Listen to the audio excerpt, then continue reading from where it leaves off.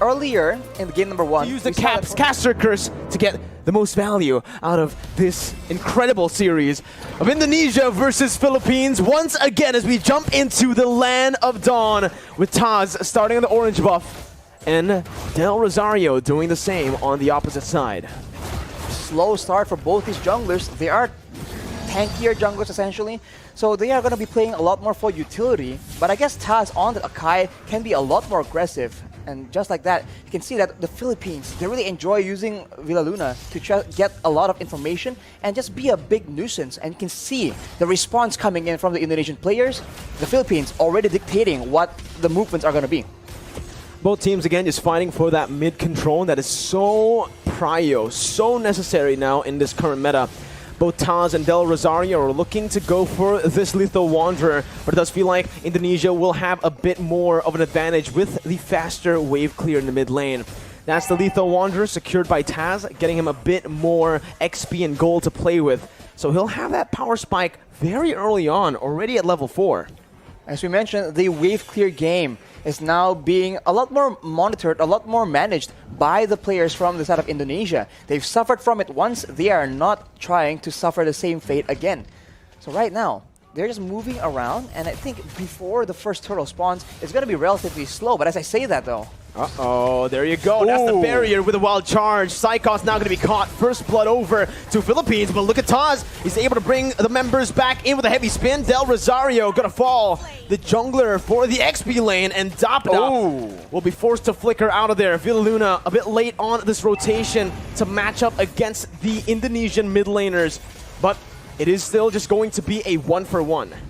So 1-for-1, so both teams now holding their own, but this is where things get a bit hairy. The first turtle, where everyone has their ultimates, we have to see who can actually weave in the better team fight. No ultimate for Del Rosario just now. Taz gonna go for it. Will be able to secure the turtle with a brilliant retribution. Dreams gets knocked up, but Philippines decide to back off. Now Dreams flickering forward, gets the Divine Judgment onto Imam, who's able to flicker away. Psychots has the Black Dragon form, looking for it, just decides to zone the Filipino members here and backs off.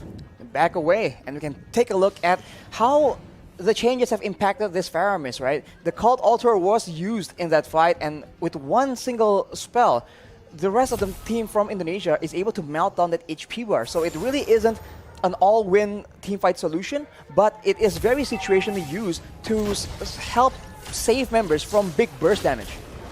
Now it's a complete change from game number 1. Imam, though, going to be immobilized. That's the damage coming through. Whew. Sniped down by Brands, but the kill will go over to Hijume. Brands sacrificing a bit of gold there in the bottom side, but will still be able to catch up down below to pick up that cannon minion.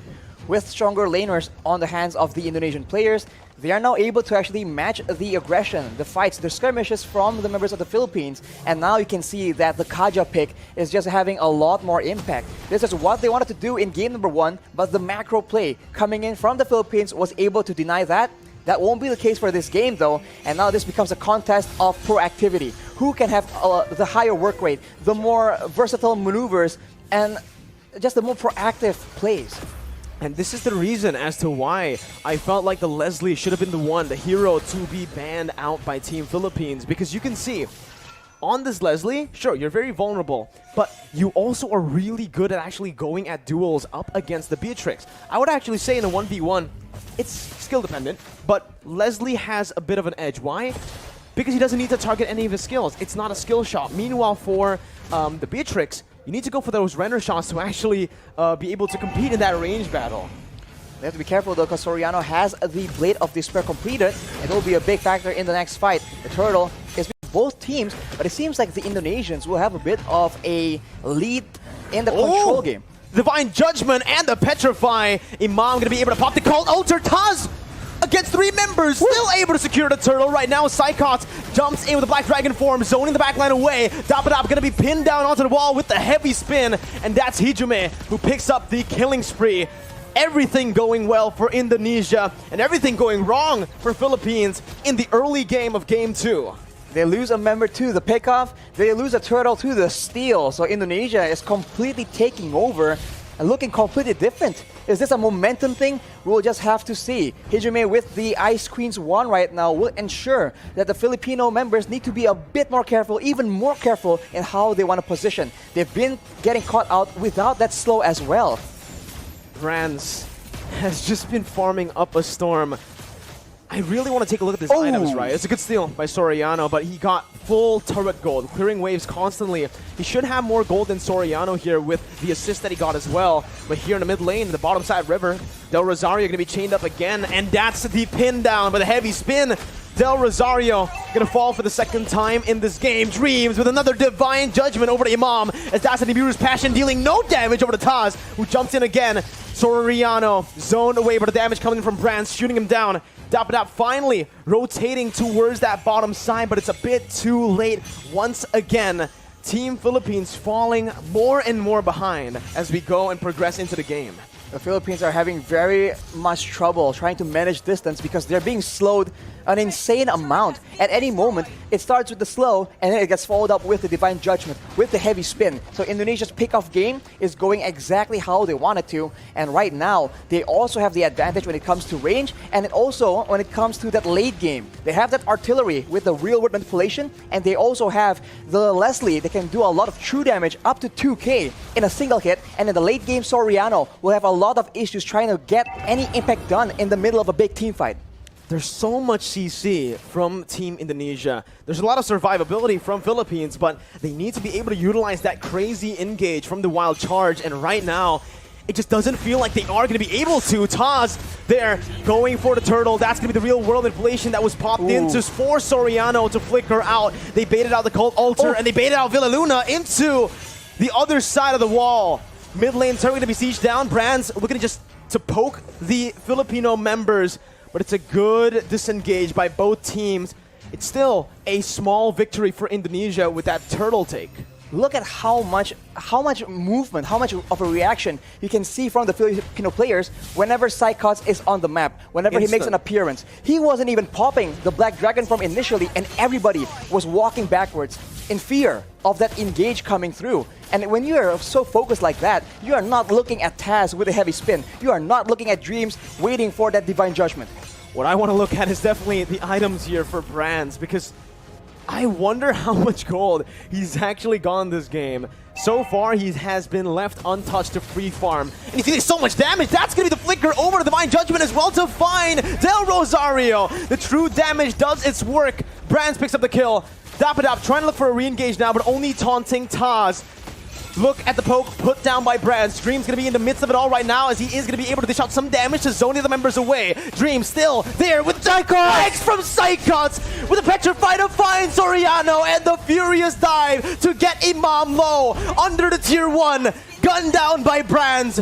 It's a 2-0 trade for Indonesia. Unreal execution coming in from Indonesia right now. We thought that Psychots was the main distraction. He was the one coming in from behind. You barely notice it until it's way too late. Let's take a look at that replay right now. The fight was breaking up. There's a lot of action back and forth, and Psychots out of nowhere. The tower doesn't even matter because it's way too low. Indonesia able to actually push Philippines into a very uncomfortable position, and now with all the advantages when it comes to crowd control, when it comes to damage, they are looking at a cruising victory in game number 2. This is insane. Unreal. That's the word you can use for it, right? So much doubt for this Indonesian team after they qualified to represent Indonesia with only a week to prepare right after qualifying. Still able to play super well. And now they're rotating towards that top side. Taz soloing that lore. Del Rosario caught no one there to help him out. Has to use the wild charge defensively and will lose out on a lot of HP. Brand still is able to get out. Has the flicker. They're going to go in for another re-engage here. Just some poke down onto the frontliners. And you can see that true damage, Arashi. I really wonder what the items are looking like right now, because the damage is pretty unreal already in 9 minutes for a Leslie. It comes with a true damage, and when you're concerned about the true damage, you can actually feel the burn coming in as well. Look at the items, as you mentioned. the Windtalker, the Endless Battle as well, allows him to get so much more burst damage initially, and after that, the Berserker's Fury allows him to dish out a healthy amount of DPS. On the other hand, you can see the Iesf, right? Hijumi with the glowing wand. All these tanky members are taking percentage HP damage whenever he's dishing out these spells, and they are absolutely spammable. And the siege game is dangerous. Luna going to be caught in that real world manipulation. Imam as well, zoned away. The wave manipulation from Indonesia, absolutely phenomenal, as they are going to be able to use the Lord down below to pick up a turret. With Psychot zoning the other members away with the Black Dragon form as well. That's base turret number 1 taken down. Top side pushing in, but Indonesia will decide to just play it slow, clear out the mid lane, and reset. They have an absolute advantage when it comes down to those siege situations. Having the Iesf, having the Leslie means that you do not have to go and force those fights, because there's no other way for the Philippines to dish back that kind of damage. Soriano is the only solution they have, and at this point, when the only option you have, when you only have a single option, it becomes very easy for your opponents to try and adjust to that. But the Philippines, it seems like they are not willing to completely concede control just yet. They need to be very careful though, because the flank game, that flank game is just so on point from Indonesia right now. This is what we saw in Game 1, only just the opposite happening here in Game 2. Indonesia having control the whole 10 minutes early on.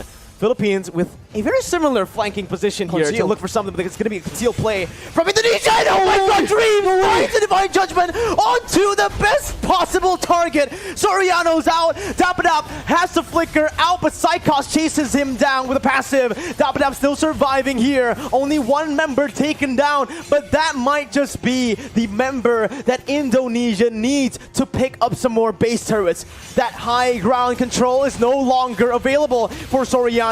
Dapadap trying to go in for some damage right there, but it's actually going to be petrified from Imam. He's going to be taken down. The wild charge in desperation. Villaluna in the back has to back off. It's an absolutely insane game and an insane performance from Indonesia as they knock Philippines down to the lower brackets. How? What? Oh my, we have no words left right now. How was that possible? That is insane from Indonesia. He did not lose.